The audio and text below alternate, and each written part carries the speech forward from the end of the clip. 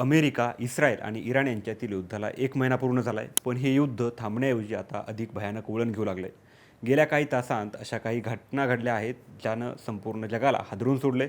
अमेरिकेनं इराणच्या इस्फहान शहरात असलेल्या एका मोठ्या दारुगोळा कोठारावर चक्क 2000 पाऊंडच्या बंकर बस्टर बॉम्बनं हल्ला केला. या हल्ल्यानंतर अमेरिकेचे राष्ट्राध्यक्ष डोनाल्ड ट्रम्प यांनी स्वतः या हल्ल्याचा व्हिडिओ सोशल मीडियावर पोस्ट करत इराणला नेस्तनाबूत करण्याचा इशारा दिला.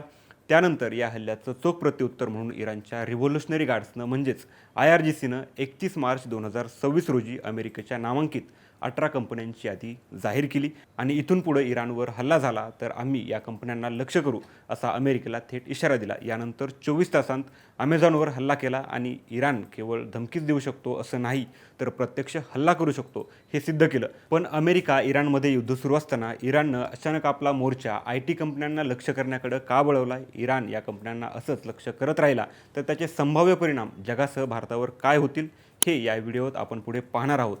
नमस्कार, मी संतोष मुंडे. तुम्ही पाहताय थोडक्यात. 31 मार्चच्या पहाटे अमेरिकेनं इराणच्या इस्फहान शहरात असलेल्या एका मोठ्या दारुगोळा कोठारावर चक्क 2000 पाऊंडच्या बंकर बस्टर बॉम्बनं हल्ला केला.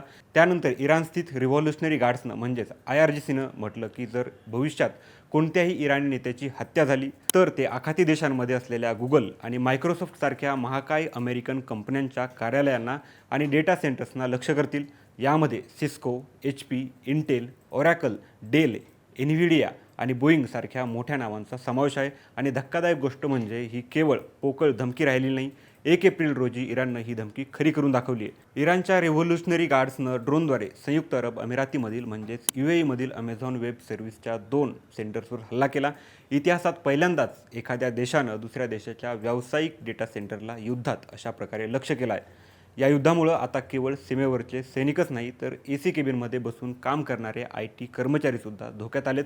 इराणनं या 18 कंपन्यांच्या कर्मचाऱ्यांना स्पष्टपणे सांगितलंय की त्यांनी आपला जीव वाचवण्यासाठी आत्ताच आपली कार्यालये सोडून द्यावीत. जर इराणमधील एखाद्या ठिकाणावर हल्ला झाला तर त्याचे चोख प्रत्युत्तर या कंपन्यांच्या कार्यालयांवर हल्ला करून दिलं जाईल. यामुळं आता दुबई, अबुधाबी आणि बहरीनमध्ये काम करणाऱ्या हजारो कर्मचाऱ्यांमध्ये भीतीचं वातावरण आहे. विशेषतः मायक्रोसॉफ्ट आणि ॲपलची मोठी कॉर्पोरेट कार्यालये दुबई आणि अबुधाबीमध्ये आहेत, जी आता इराणच्या टार्गेटवर आली आहेत. या युद्धाचा फटका IT क्षेत्रातल्या भारतीय कर्मचाऱ्यांनाही बसणार आहे. तज्ज्ञांच्या मते हे युद्ध आणि कृत्रिम बुद्धिमत्ता म्हणजेच AI या 2 कारणांमुळे येणाऱ्या काळात जगभरातील तब्बल 5 कोटी नोकऱ्या धोक्यात येऊ शकतात. संयुक्त राष्ट्राच्या एका अहवालानुसार केवळ आखाती देशांमध्ये 37 लाख लोकांना आपली नोकरी गमावी लागू शकते. याचा सर्वात मोठा परिणाम भारतावर होणार आहे. भारत सेवा क्षेत्रात सर्वात मोठा पुरवठादार म्हणून ओळखला जातो. भारतीय IT क्षेत्रातील जवळपास 10,000 कंपन्यांचा व्यापार या विदेशी IT कंपन्यांशी जोडलेला आहे. सर्वात महत्त्वाची गोष्ट म्हणजे आखाती देशांमध्ये सुमारे 5 लाख भारतीय IT प्रोफेशनल काम करत आहेत. जर इराणनं या कंपन्यांवर हल्ले सुरूच ठेवले तर या 5 लाख भारतीयांच्या नोकऱ्या धोक्यात येऊ शकतात. इराणनं या 18 कंपन्यांमध्ये काम करणाऱ्या कर्मचाऱ्यांना आपला जीव वाचवण्यासाठी तातडीनं कार्यालय सोडण्याचा सल्ला दिला आहे. इराणचं म्हणणं आहे की त्यांच्या देशावर होणाऱ्या प्रत्येक दहशतवादी हल्ल्याला चोख प्रत्युत्तर म्हणून या कंपन्यांची कार्यालये नेस्तनाबूत केली जातील. सध्या मायक्रोसॉफ्ट आणि ॲपलची मोठी कॉर्पोरेट कार्यालये दुबई आणि अबुधाबीमध्ये आहेत.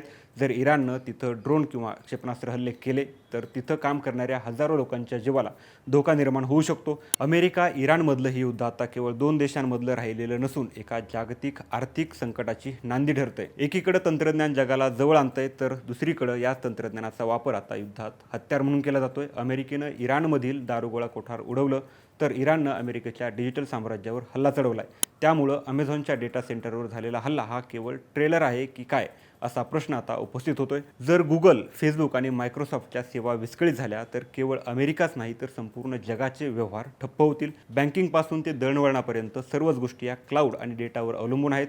इराणच्या या आक्रमक पावित्र्यामुळं आता अमेरिका आणि इस्रायल काय पावलं उचलतात याकडे संपूर्ण जगाचं लक्ष लागून आहे. डोनाल्ड ट्रम्प यांनी युद्धाची भाषा अधिक तीव्र केली आहे तर इराणनंही मागे न हटण्याचा निर्णय घेतलेला दिसतोय. आखाती देशांमधला हा संघर्ष आता केवळ जमिनीपुरता मर्यादित न राहता डिजिटल आणि कॉर्पोरेट क्षेत्रापर्यंत पोहोचल्याचं दिसून येतंय. यामुळे येणाऱ्या काळात महागाई वाढण्याची आणि बेरोजगारीचा मोठा डोंगर उभा राहण्याची शक्यता नाकारता येत नाही.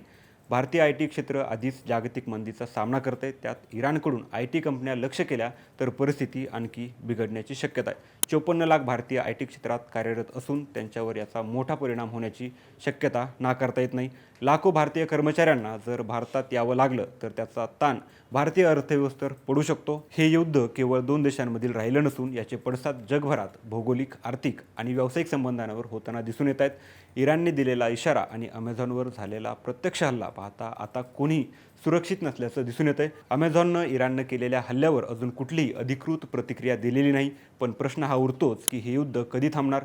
जागतिक पातळीवर हे युद्ध थांबण्यासाठी काय पुढाकार घेतला जातो याकडे संपूर्ण जगाचं लक्ष लागून आहे. तुम्हाला काय वाटतं, इराणनं अमेरिकन टेक कंपन्यांना लक्ष करणं योग्य आहे का? आणि या युद्धामुळं खरोखरच भारतात नोकऱ्यांची कपात होऊन बेरोजगारी वाढेल का? तुमचं मत कमेंटमध्ये नक्की कळवा आणि जागतिक पातळीवरील अशाच महत्त्वाच्या व्हिडिओसाठी थोडक्यातला फॉलो करा.